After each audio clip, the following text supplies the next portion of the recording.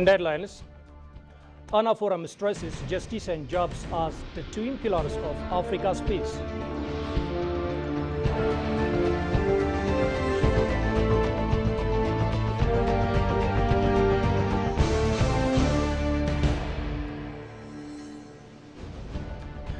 And Ethiopia steps up diplomatic push for Red Sea access.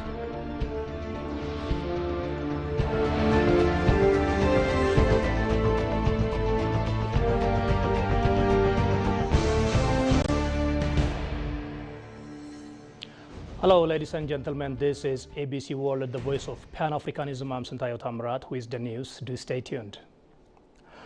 Prime Minister Abiy Ahmed toured Addis Ababa's newest mega corridor project, sprawling 589-hectare development linking Sarbet, German Square, and Furi, all located within the Nefasil Kalafto subsidy. The massive project boasts 16 kilometers of new roads, 33 kilometers of walkways, sports and recreation areas, green parks, and more than 1,000 new shops. Abiy says the initiative is transforming city life, boosting the economy, enhancing mobility, and creating vibrant, sustainable spaces for residents. The development project, dotted with new roads, green spaces, and shops, also features plazas, sports facilities, children's playgrounds, and 5.2 kilometers of riverbank development. In addition, there are parking areas and terminals, an electric car charging station, and 1,107 shops built by both private and government entities.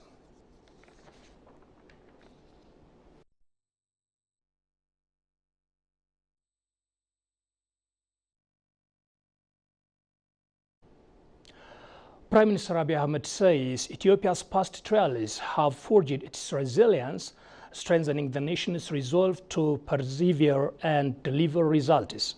Speaking at the 100-day macroeconomic performance review for the 2018 fiscal year held at the Koisha Dam, Abiy said Ethiopia's prosperity will come only through the effort and sacrifice of its own people. Quote unquote, we will learn from every step, see more deeply, and share what we have seen with many, he said, urging citizens to know their country better and take pride in building it. Abiy stressed that unity and persistence will elevate Ethiopia to new heights toward greater strength, prosperity, and national wealth.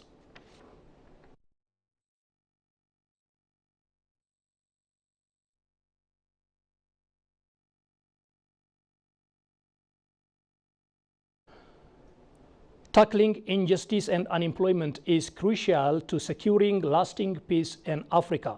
Speaker is stressed at the 11th Tana Forum on Security being held in Addis Ababa.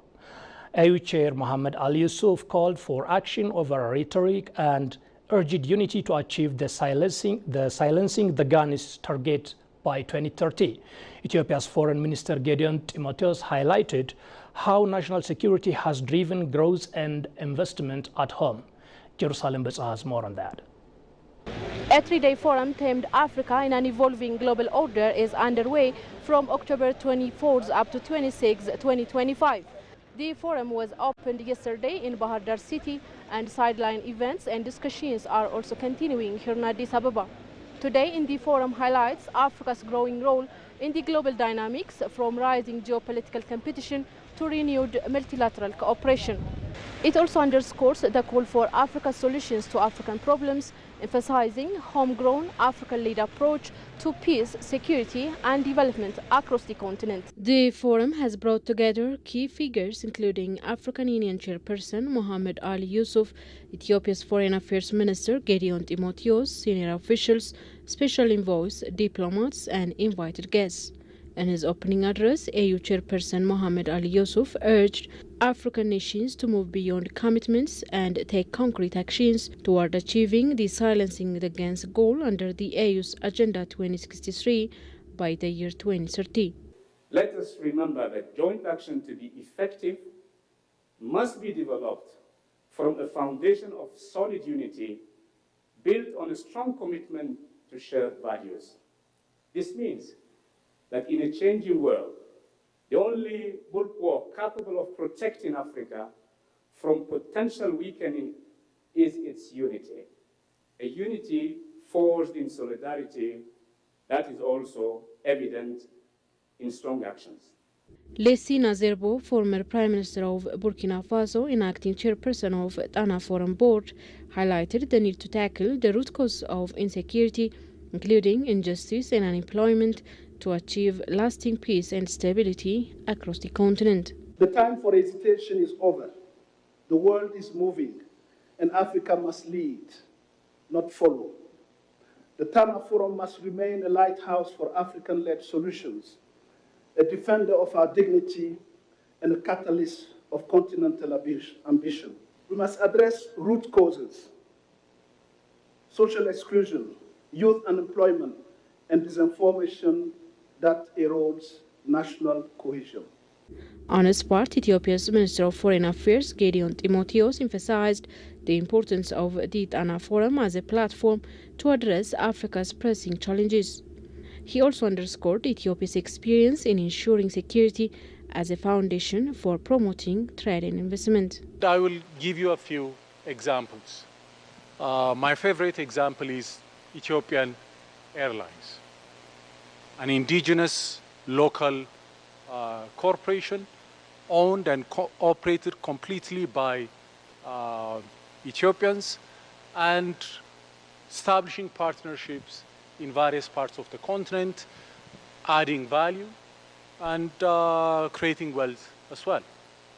When we opened our private sector, particularly in the financial sector, we envisaged that Kenyan or Nigerian financial institutions or South African financial institutions that are more advanced than ours would come and invest.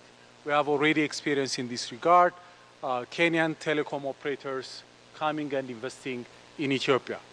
Akilo Dangote, a famous Nigerian entrepreneur, launching the process to establish one of the biggest fertilizer plants in our continent here in Ethiopia.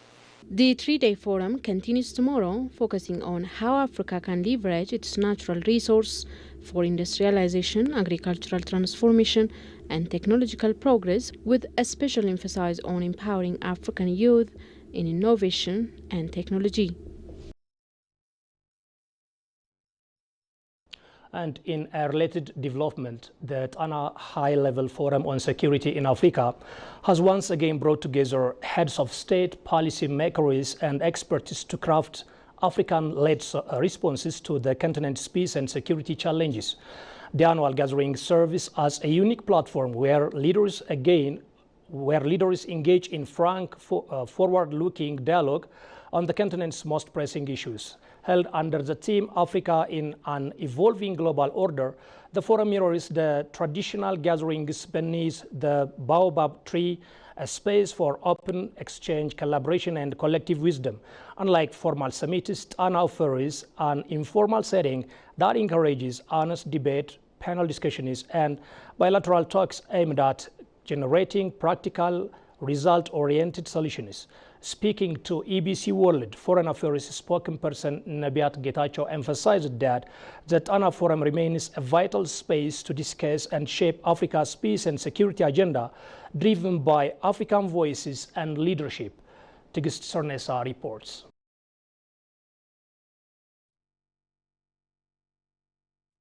Termed Africa in an Evolving Global Order, the Tana High-Level Forum on Security in Africa is taking place in Bahir Dar City. It is an annual meeting that brings together African leaders and stakeholders to engage and explore African-led solutions for African problems. The 11th Tana Forum, with the theme of titled Situating Africa in an Emerging Global Order, could not have come in a better time. We are meeting today when the world is facing numerous challenges. Those challenges and changes should be converted into opportunities, and the international community should strive to create a more secure, prosperous, and stable world.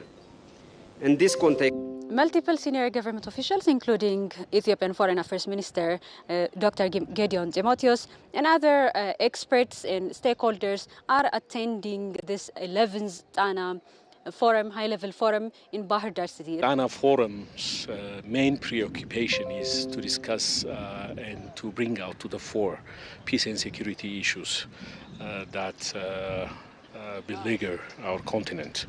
There are various mechanisms to address peace and security issues under the African Union, and one of those is to have such a forum where different stakeholders exchange an open and candid views and opinion to the current problems, peace and security issues that Africa face, issues like terrorism, issues like climate change, issues like, conflicts within the continent. If you see the Horn of Africa now, we have different kind of conflicts going on in our region.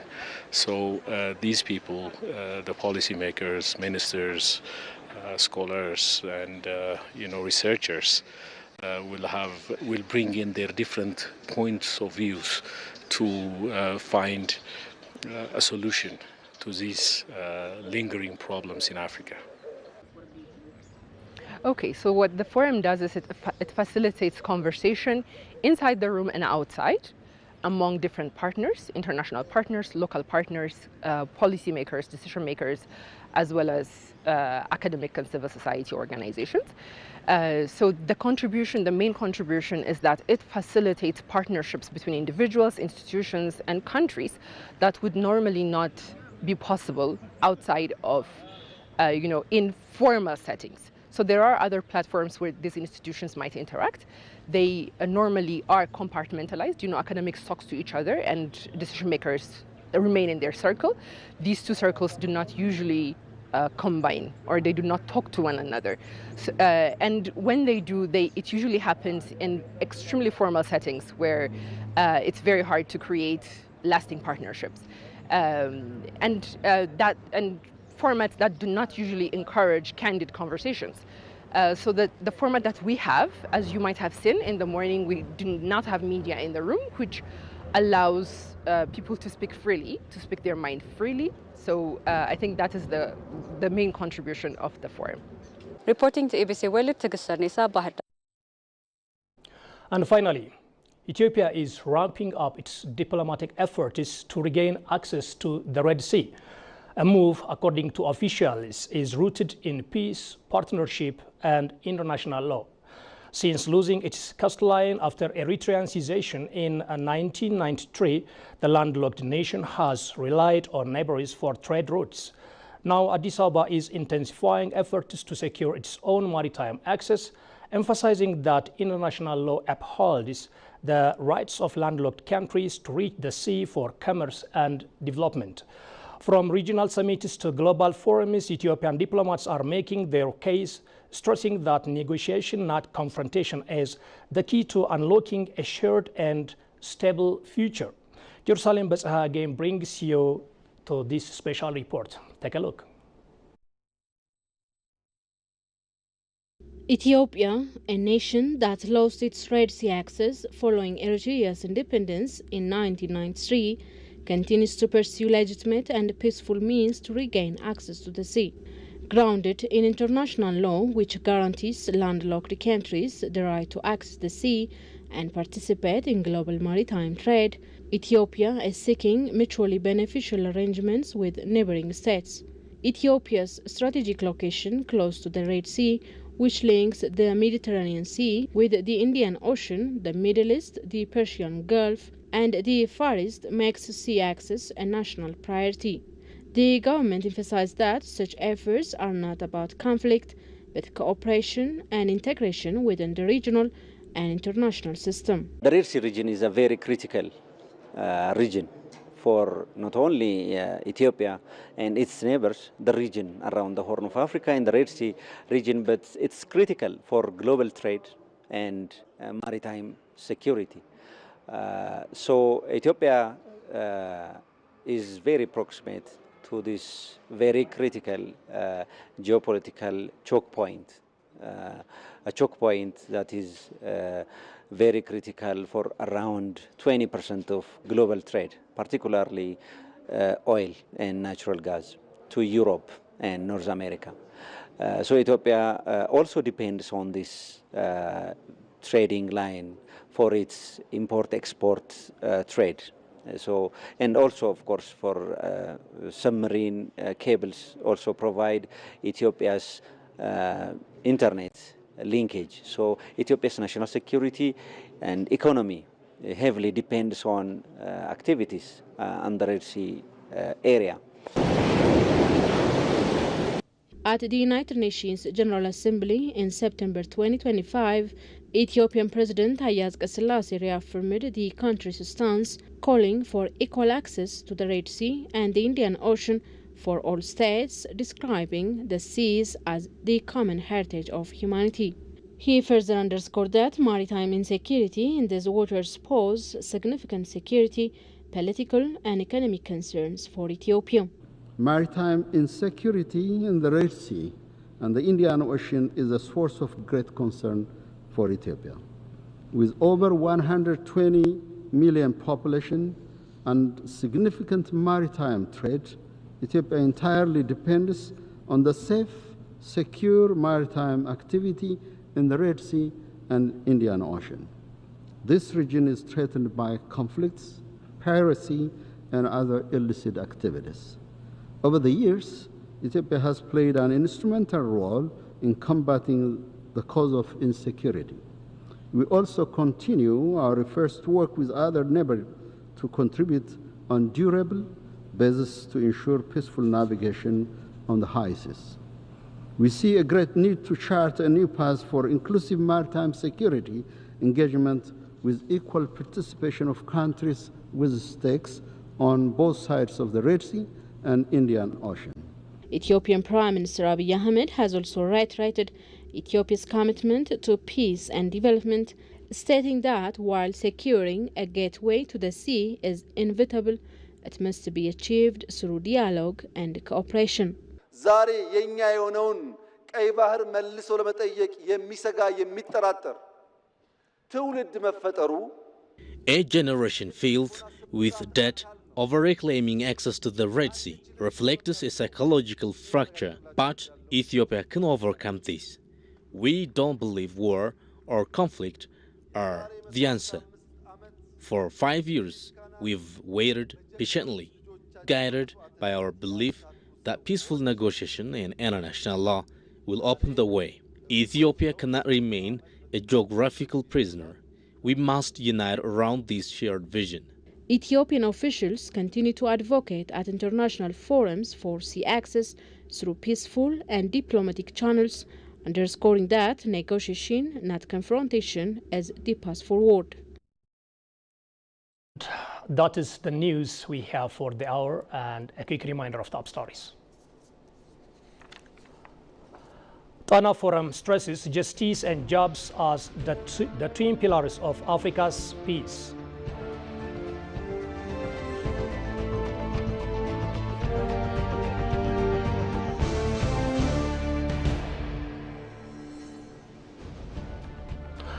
And Ethiopia steps up diplomatic push for Red Sea access.